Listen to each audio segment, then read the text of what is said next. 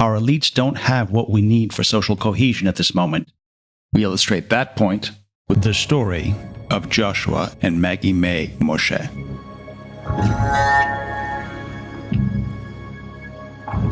We just moved a lot of things out of here on Friday, so it's feeling very empty at the moment, which is quite sad. They opened this high street business 7 years ago. Today, the shelves are empty. Their business closed. This Jewish couple, the victims of anti-Semitism. Joshua is also a professional musician. Following October 7, he joined a WhatsApp chat group that was set up to support the Jewish creative community. It soon had over 600 members. 3 months later, his personal details were made public. You already know where this is going, don't you?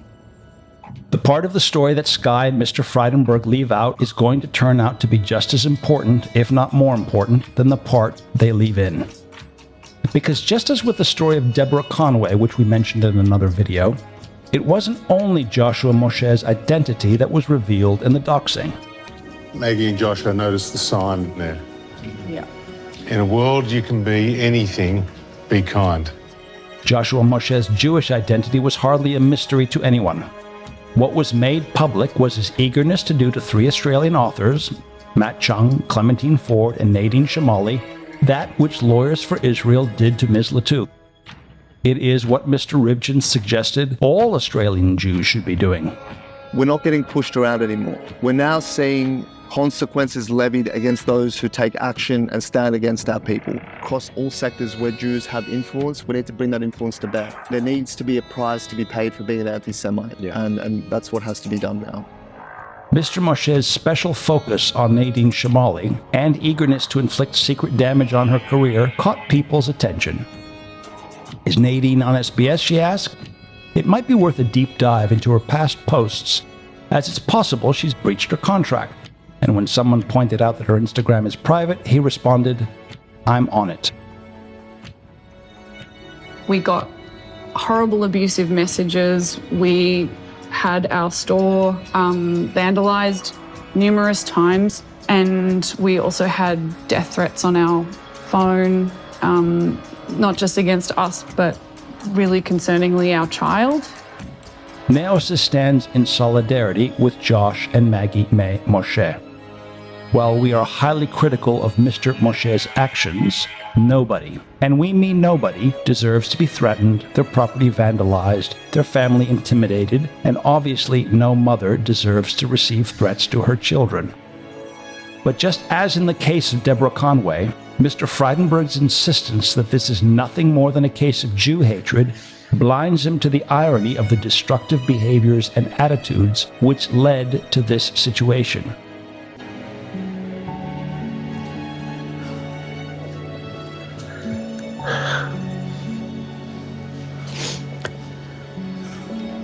Thank you.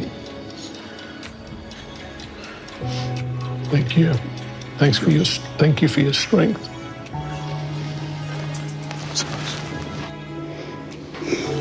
As we watch this poignant and beautiful moment, we couldn't help but wonder if, after filming, Joshua and Maggie May Moshe ever saw Mr. Frydenberg again. We wonder if it has occurred to them that they, unlike Lawyers for Israel, never got to enjoy the privilege of an Australian judge issuing an extraordinary suppression order just for their protection. The judge suppressed for 10 years the names and addresses of a group called Lawyers for Israel. Did it occur to him that they've never in their life sent a text to the chair of the ABC? Or had the Attorney General of Australia rush legislation through Parliament just for them? Do they realize that unlike the remarkable and talented Alex Rivkin, who encouraged ordinary Australians like them to look upon fellow Australians as potential enemies, they don't hang out with billionaires. Nobody's painting Josh Moshe's portrait to hang in any national gallery. We wonder if they realize that in their fear, their vulnerability, their powerlessness, they actually might have more in common with Australians like Matt Chung, Clementine Ford, Nadine Shamali, and Antoinette Latouf than they do with the former Treasurer of Australia, Chairman of Goldman Sachs Australia, and possibly future Prime Minister of Australia. I wonder if they realize that maybe they have more in common with Jews like Natasha Frost than with Jews like the excellent and impressive Gillian Siegel and her ultra-high net worth friends and family, to say nothing of Jews like the world's most moral KC. Mostly, we wonder what would have happened if by some fluke, Ms. Ford and Shamali, whom we understand are friends, happened to walk into that store in Thornbury on the 6th of October 2023. What would Josh and Maggie May have thought of them? Would they have found Ms. Shamali funny? Would they have found Ms. Ford kind? Most importantly, what might they have talked about? I come from a long lineage of proud Jewish people. I have a personal connection to Palestine. My family is from the south of Lebanon. My mother's family lived in Palestine and was displaced during the Nakba. So we then became Lebanese naturalized citizens. So I have a personal connection to this particular thing. That have stood up and faced and survived this and more for many thousands of years. I don't have that familial or blood or cultural connection that you have, but I feel like I would be a traitor to my values to stay silent. And I come from that lineage, and I am stronger than any of these people think.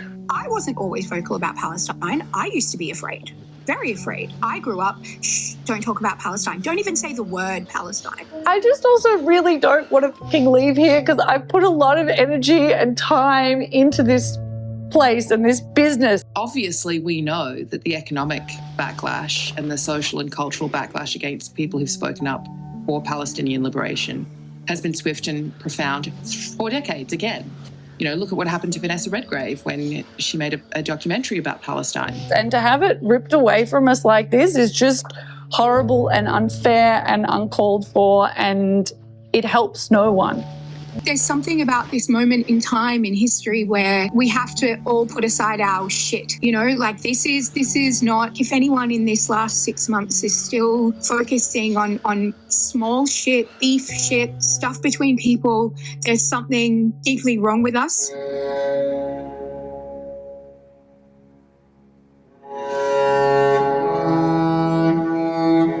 In case you haven't worked it out, we don't believe there is any reason for Australians like Josh and Maggie May Moshe, making music and minding the store in Thornbury, to have any reason to be enemies with Australians like Nadine Shamali or Clementine Ford.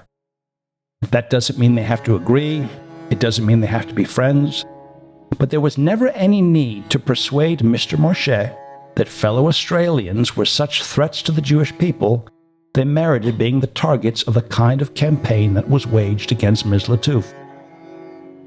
And it's absolutely unclear to us why someone would put into Joshua Moshe's head the idea that he could do as Lawyers for Israel do, when it should have been clear that he would never enjoy the privileges and safety that they do. Remember that Captain Darling and I are behind you. Unfortunately for Mr. Moshe, he is not a member of the Order of Australia. The judge suppressed for 10 years the names and addresses of a group called Lawyers for Israel, who were allegedly behind the campaign of complaints against Lattouf. About 35 miles behind. No, most of us ain't. Not Nadine Shamali, not Clementine Ford, not Natasha Frost, not Sarah Schwartz, not Antoinette Lattouf, and not Joshua and Maggie May Moshe.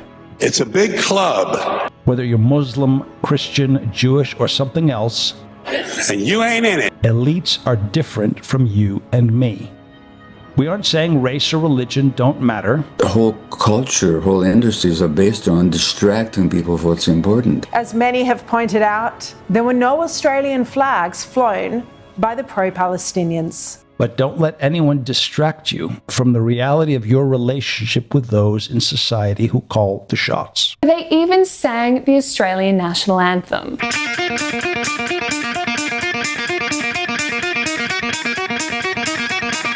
Warren Buffett famously said, if you're ever at a poker table and don't know who the patsy is, it's because it's you.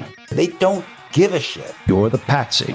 Is it your sense there's anything the president can do now to get his supporters to move off of the Epstein issue? What Buffett said about poker is true in politics and in life.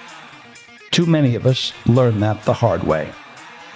They're probably all sexual blackmailed, like sexually blackmailed.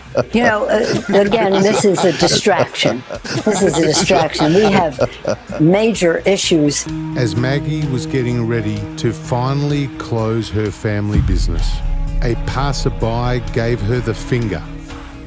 The young mother was at breaking point. It was a Sasha where he said, never let anyone tell you who your enemy is. We're not getting pushed around anymore. We're now seeing consequences levied against those who take action and stand against our people. Andrew Cuomo went into a synagogue in this race and called me and Zoran and the black speaker of the city council anti-Semitic. They don't give a shit. Fairly highly educated class of Jewish city dwellers, and most of them rent. You have people that are in control of large groups of people that convince these people that these other large groups of people that they don't even know are their enemies. There's a class divide among Jews. The enemies are the ones who are telling you that the students protesting for peace, protesting against the genocide, they are happy to use us as pawns for their own political purposes. Why do you call yourselves the Jewish Council of Australia? The only Jewish safety that's important is Zionist Jewish safety. You're emotionally damaged.